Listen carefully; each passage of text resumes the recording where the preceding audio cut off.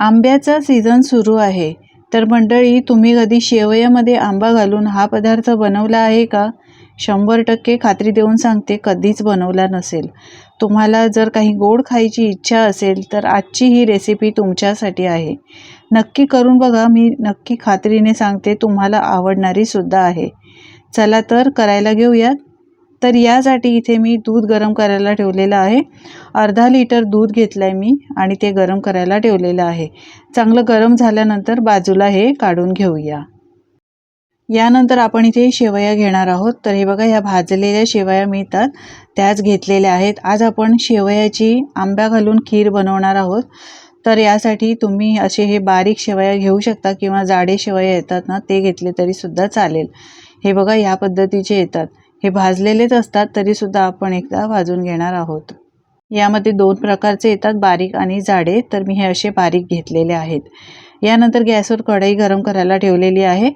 यामध्ये 1 चमचा साजूक तूप घालूया. आता आपण शेवयाची खीर बनवतोय आंबा घालून. तर यामध्ये आता आपण सुकामेवासुद्धा घालणार आहोत. तर सुकामेवा तळून घ्यायचा आहे.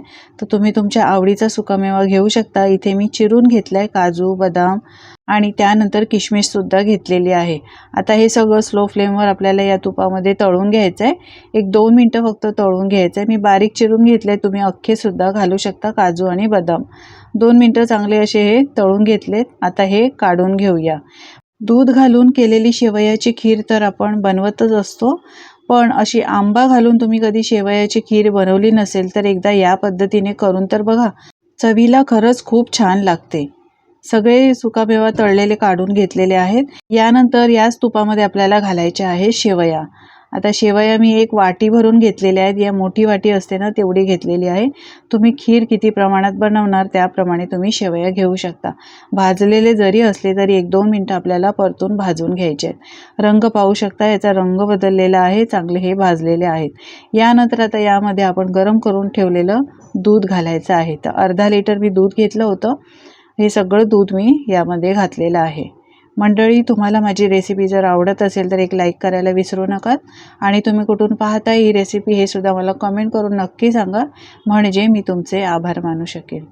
दूध घातल्यानंतर सगळं मिक्स करून घ्यायचं आहे. एकसारखं मिक्स करत राहायचं, नाही तर तळाला दूध लागू शकतो.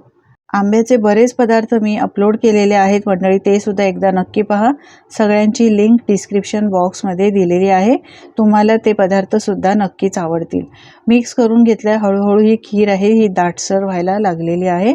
एकसारखं असं मिक्स करत राहायचं आहे. आपण जी दुधाची साधी खीर बनवतो ना, त्यापेक्षा ही आंबा घालून खीर केलेली खूपच छान लागते. एकदा नक्की करून बघा. यानंतर आता यामध्ये साखर घालायची आहे. ते मी अर्धी वाटी साखर घालते. आता तुम्ही आंब्याचा पल्प घेणार आहात, 1 वाटी मी इथे आंब्याचा पल्प घेतला आहे. आता तो कसा गोड आहे, किती गोड आहे त्याप्रमाणे यामध्ये साखर घालायची आहे. तर मी हापूस आंब्याचा पल्प घेतलेला होता, मिक्सरला काढून घेतला आहे आणि हा तो गोडच असतो, यासाठी मी अर्धी वाटी साखर घातलेली आहे. यानंतर तळून घेतलेला सुकामेवा सगळा घालायचा आहे. आता यामध्ये मी थोडेसे अजून चारोळीसुद्धा घालते. याला बेदाणेसुद्धा म्हणतात. तर चारोळीसुद्धा थोडे घातलेले आहे, 2 चमचे. आता सगळं परत मिक्स करून घ्यायचं आहे आणि 1-2-3 मिनटं आपल्याला ही खीर चांगली शिजवून घ्यायची आहे. ही खीर बनायला जास्त वेळ अजिबात लागत नाही. मिक्स करून घेतल्या. यानंतर यामध्ये घालूया फ्लेवर येण्यासाठी वेलची पावडर. तर 2 लहान चमचे मी इथे वेलची पावडर घातलेली आहे. परत एकदा व्यवस्थित मिक्स करून घ्यायचं आहे. एकसारखं मिक्स करून 2-3 मिनटं आपल्याला ही चांगली शिजवून घ्यायची आहे. तुम्ही पाहू शकता, मस्त अशी दाटसर एकदम रबडीदार अशी शेवयाची खीर तयार झालेली आहे. याला शेवया आंब्याची खीर म्हणू शकता. चवीला खूप छान लागते.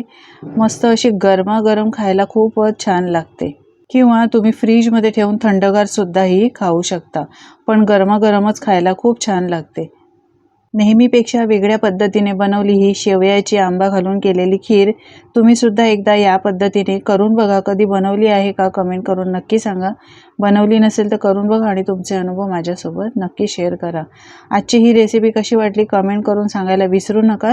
जरा ही आवडली असेल तर मित्रमंडळी आणि कुटुंबासोबत शेअर करा.